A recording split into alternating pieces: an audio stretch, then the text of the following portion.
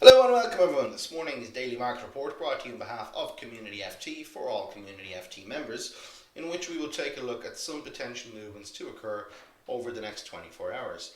But before we do that, at this point, let us all embrace a quick risk warning.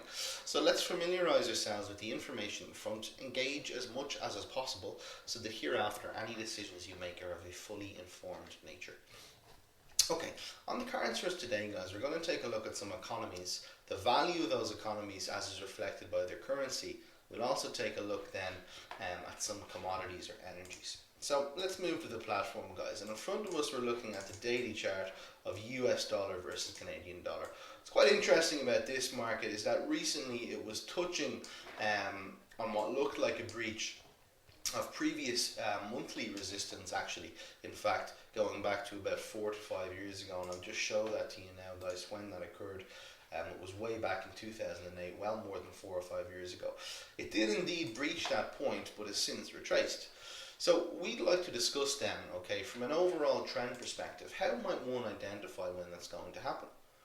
Well, the 55-day exponential moving average, which we're looking at here in front, okay, simply just here, and this is the green one, seems to be well in fact, or quite accurate with regard to signaling entries in that market.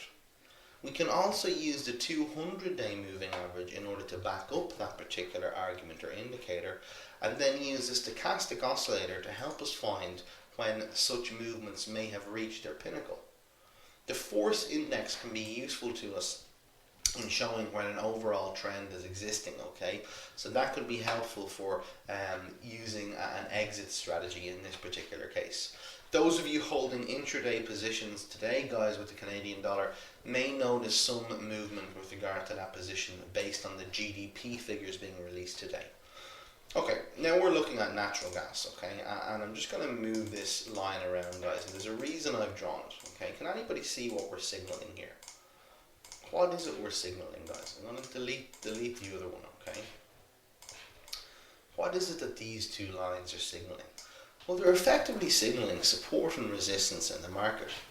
Now, what's quite interesting about the resistance is that recently it was established kind of tenuously, if you will, okay, around the 2.571 mark. Then there was new support established around the 2.47 mark, and that has recently been breached.